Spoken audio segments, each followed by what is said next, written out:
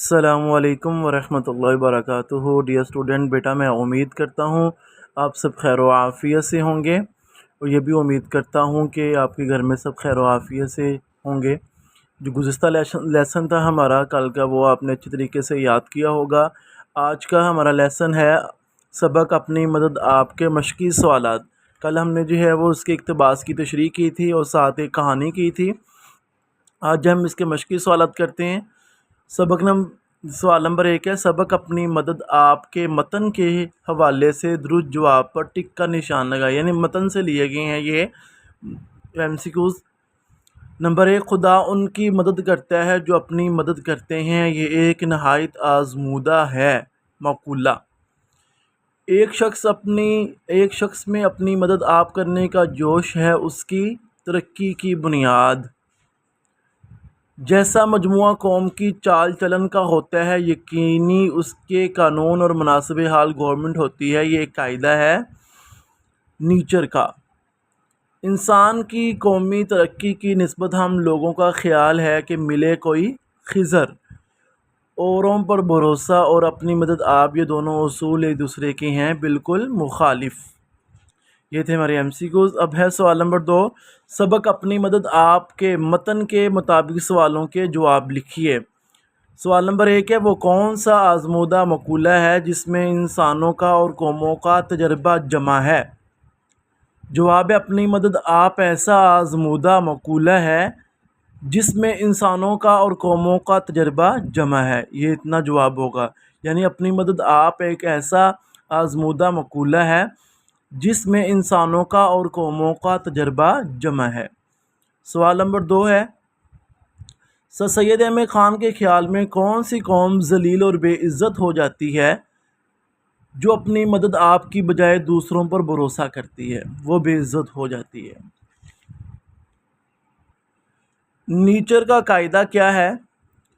Nature کا قاعدہ ہے کہ جیسا مجموعہ قوم کا ہوتا ہے اسی کے موافق قانون اور حکومت بنتی ہے۔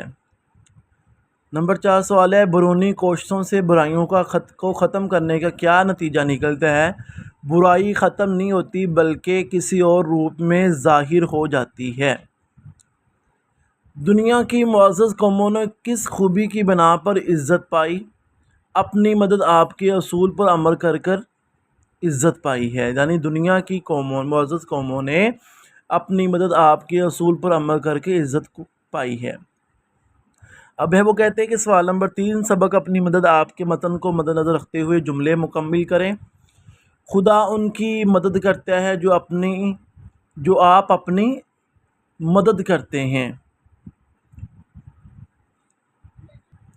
جو آپ اپنی مدد کرتے ہیں، جس طرح کہ پانی خود اپنی پنسال میں آ جاتا ہے، قومی شخصی حالتوں کا مجموعہ ہے۔ قوم کی سچی ہمدردی اور سچی خیر خواہی کرو۔ ہم لوگوں کے یہ خیال ہیں کہ کوئی خضر ملے۔ یہ ہمارے جملے مکمل ہو گئے۔ آگے ہے، گرامر کی جگہ چیزیں الف بائی ترتیب و لغات کا استعمال۔ لغت کا استعمال آپ نے کیسے کرنا ہے؟ یہاں پر ہے، اگر الفاظ کو اسی ترتیب سے لکھا جائے کہ حروف تہجی کی ترتیب میں آنے والے حروف سے شروع ہونے والے الفاظ پہلے اور بعد میں آنے والے حروف سے شروع ہونے والے الفاظ بعد میں لکھے جائیں، یعنی کہ حروف تہجی کو آپ نے مد نظر رکھتے ہوئے ان حروف کو پہلے لکھنا ہے جن کا آغاز جو ہے وہ ترتیب سے ہو رہا ہے۔ تو ایسے الفاظ کی ترتیب کو حروف تہجی یا الف بائی ترتیب کہتے ہیں، یعنی اس کو حروف تہجی بھی کہتے ہیں اور الف بائی ترتیب بھی کہتے ہیں۔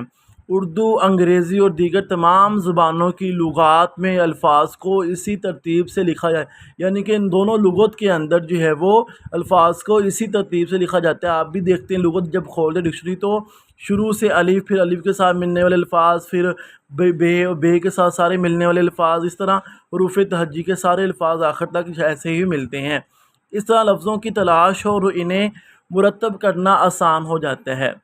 اب انہوں نے دیا ہے کہ الف بائی ترتیب کے تصور کو مد نظر رکھتے ہوئے درج ذیل الفاظ کو الف بائی ترتیب سے لکھیں۔ تو سب سے پہلے جو ہمارا لفظ آئے گا وہ آئے گا آزمودہ، یعنی کہ الف مدہ کے بعد زا ہے تو یہ آزمودہ، اور یہاں پر علی مدہ کے بعد یا ہے، یہ اس کے بعد یعنی یا آخر پہ آ رہی ہے، آئندہ آزمودہ پہلے آئے گا، پھر اس کے بعد آئندہ آئے گا، یعنی کہ جو ہے وہ اسی ترتیب کو آپ نے مد نظر رکھنا ہے۔ دوسرا جو ہے وہ ہمارا بن گیا آئندہ، پھر تیسرا ہے پرستش، پے کے بعد رے ہے، پھر اس کے بعد جو ہے وہ پرخوں، یعنی کہ را کے بعد کاف ہے اور یہاں پر را کے بعد سین ہے تو یہ پہلے آئے گا، یہ کاف بعد میں آتا ہے تو یہ چوتھے نمبر پہ آئے گا۔ اس کے بعد پنسال، پھر نون پنسال، یہ 5ویں نمبر پر آئے گا۔ پھر 6 نمبر پہ تجربہ آئے گا، 7ویں نمبر پہ تہذیب آئے گا، 8ویں نمبر پر خضر آئے گا، 9ویں نمبر پر خیر خوائی آئے گا، 10ویں نمبر پر فیاض آئے گا، 11ویں نمبر پہ معمار آئے گا اور 12ویں نمبر پر نیچر آئے گا۔ تو یہ تھا آج کا ہمارا لیسن جو آپ نے اچھے طریقے سے یاد کرنا ہے، اور سوالات کے جوابات، مختصر سوالات کے جوابات اپنی کاپی پر آپ نے خوش خط کر کے لکھنے ہیں۔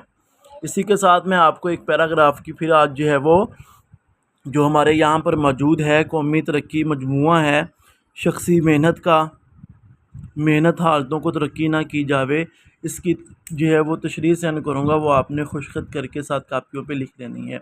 السلام علیکم ورحمۃ اللہ وبرکاتہ۔